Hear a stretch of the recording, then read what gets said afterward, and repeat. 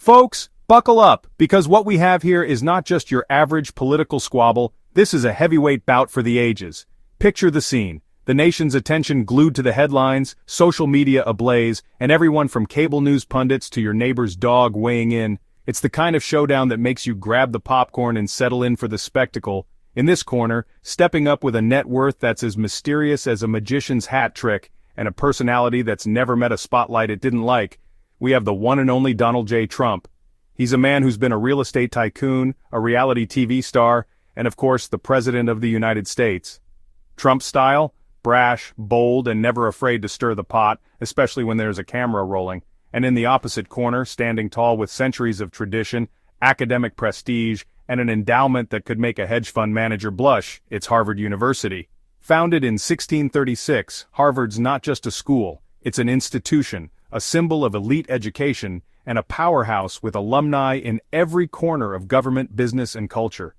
If you want to talk about influence, Harvard's got it in spades. Now you might be scratching your head and asking, wait a minute, what could possibly bring together a real estate mogul with a taste for gold-plated everything and a university that's older than the United States itself? Well, let me tell you, it's not just about egos, though there's plenty of that to go around. This is about something that gets everyone's attention.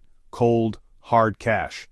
That's right, my friends, it's the age-old American tradition, a knockdown, drag-out fight over money. But not just any money. We're talking about billions of dollars in federal funding, grants, and tax breaks. The kind of sums that could fund entire cities or, in Harvard's case, keep those ivy-covered walls looking pristine for another 100 years. Specifically, the battle lines have been drawn over the billions in federal funding that flow to universities like Harvard every year. These funds support research, scholarships, and a whole lot more.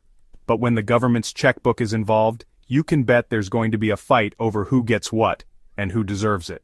And when Donald Trump wants to make a point, he doesn't just fire off a late-night tweet. He goes for the jugular. In this case, that means threatening to yank Harvard's cherished tax-exempt status, a move that would hit the university right where it hurts, its bottom line. Imagine the shockwaves through academia and the financial world as Trump waves around executive orders and makes headlines coast to coast. That's right, folks. Trump wants Harvard to pay taxes just like the rest of us mere mortals. No more special treatment, no more ivory tower immunity. It's a bold move, and it's got everyone talking, students, professors, politicians, and taxpayers alike. So, as the dust settles and the battle lines are drawn, one thing's for sure. When Trump and Harvard go toe-to-toe, the whole country tunes in to watch. Now you might be asking yourself, why the hell does Harvard, with its massive endowment, need government handouts anyway? It's a fair question. After all, when you hear about Harvard, you probably picture a university so wealthy it could buy a small country or at least a few islands in the Caribbean. With an endowment that's larger than the GDP of some nations, it's easy to assume Harvard could fund anything it wants, whenever it wants, without ever blinking an eye. So why would a place like this need a single dime from taxpayers? You'd think they could just dip into the old alumni donation fund every time a professor needed a new Bunsen burner, or when the chemistry department wanted to upgrade their equipment. With all those billionaire alumni, surely there's a secret vault somewhere on campus filled with gold bars and rare art, just waiting to be tapped for emergencies. But the reality is a bit more complicated than that. Most of the endowment is actually locked up in specific funds, earmarked for scholarships, faculty salaries, or particular programs. It's not just a giant piggy bank they can smash open whenever they want. The truth is, a big chunk of those government funds goes towards research. Serious, groundbreaking research that often requires millions, sometimes even billions of dollars to get off the ground. These aren't just your average science fair projects. We're talking about massive, multi-year studies that need specialized equipment, highly trained staff, and a whole lot of resources. And while Harvard's endowment is huge, it's not designed to cover the unpredictable, ever-changing costs of scientific discovery. We're talking cutting-edge, world-changing research on everything from cancer to climate change. Imagine teams of scientists working late into the night, peering into microscopes, running experiments, and analyzing data that could one day lead to a cure for deadly diseases or solutions to global warming. These projects don't just benefit Harvard, they have the potential to change lives around the world.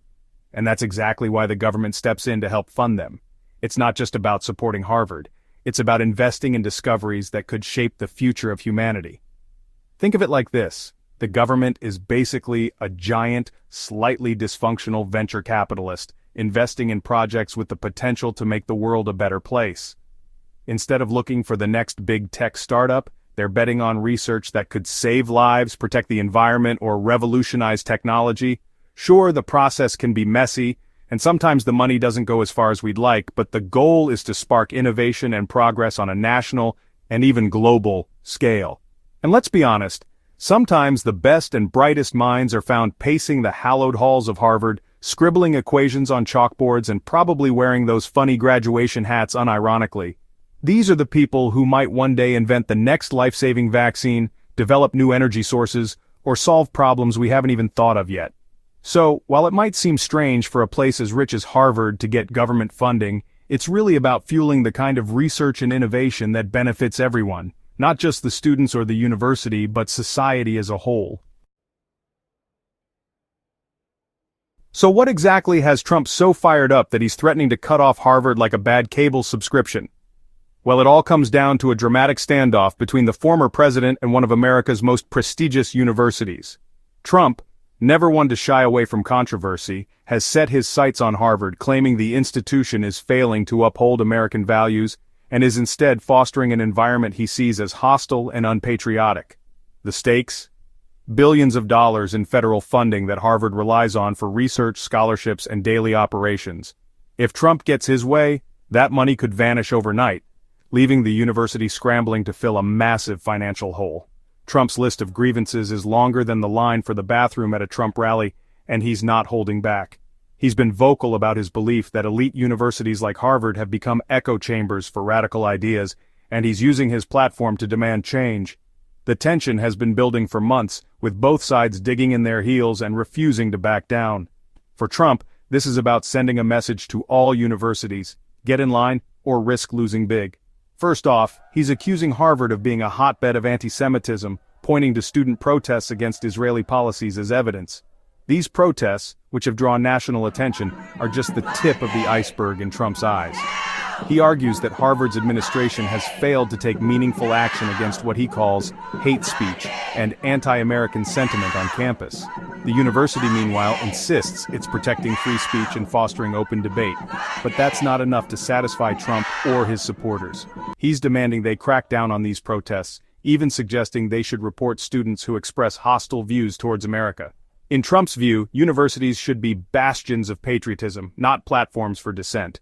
He's called for stricter oversight of campus activities, and even floated the idea of universities keeping records on students who participate in controversial demonstrations. Critics say this would trample on civil liberties, but Trump argues it's necessary to protect the country's values.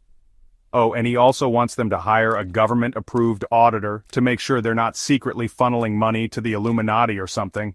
This demand isn't just about financial transparency, it's about control. Trump and his allies want to know exactly where every dollar is going, and they're not above using conspiracy theories to justify their scrutiny. The idea of a government watchdog peering into Harvard's books has sent shockwaves through academia, raising fears of political interference in higher education. It's all very cloak and dagger, folks.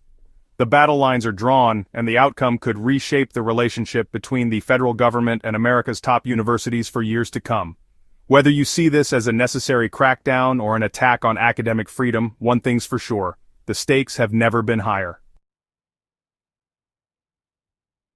Now, Harvard isn't exactly known for backing down from a fight. I mean, have you seen the size of their law school? They practically invented arguing. So it's no surprise they've basically told Trump to take his demands and shove them where the sun don't shine. They're arguing that the government has no business dictating what they teach, who they admit, or what their students are allowed to say. It's a classic battle between academic freedom and, well, whatever you call Trump's particular brand of governance. It's like trying to teach a bulldog to sing opera, folks. It's just not going to end well. Now let's address the elephant in the room, or should I say the elephant in the ivory tower: anti-Semitism. It's a serious issue, and Harvard, like any institution, needs to address it head-on. But is Trump's approach the right one? Critics argue that using federal funding as leverage to police speech on campus sets a dangerous precedent. What's next? Banning Nietzsche from the curriculum because he was misinterpreted by a certain mustachioed dictator? It's a slippery slope, folks, and once you start sliding down, it's hard to stop. This isn't just a fight between Trump and Harvard, it's a battle for the soul of higher education. Other universities are watching closely, some choosing to comply with the administration's demands, while others are standing firm with Harvard. It's a high-stakes game of chicken, with the future of academic freedom hanging in the balance. Will universities become mere puppets of the state, dancing to the tune of whoever happens to be in power? Or will they hold the line and defend their right to think critically, challenge assumptions, and maybe even piss off a president or two? Now, let's talk about the real victims in all of this. Research and the students who depend on it.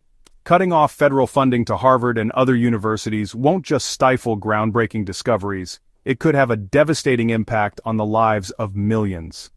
Imagine a world without the polio vaccine, developed at a university lab, or a world where climate change research grinds to a halt because some politicians are allergic to scientific facts. It's not a pretty picture, folks. You might be thinking, John, I didn't go to Harvard, I went to the School of Hard Knocks and my tuition was paid in blood, sweat, and ramen noodles. And I hear you. But this fight isn't just about some fancy-pants university, it's about the future of our country. Do we want to live in a society where the government dictates what we can learn, what we can say, and what we can think? Or do we believe in a free and open exchange of ideas, even if those ideas make us uncomfortable? Because that's what's at stake here, folks. So, there you have it, folks. The Trump versus Harvard showdown. It's a battle over billions of dollars, sure, but it's also a battle over something far more important, the very soul of education. It's a fight that will have repercussions for generations to come, shaping the kind of country we want to be, and that, my friends, is something worth fighting for.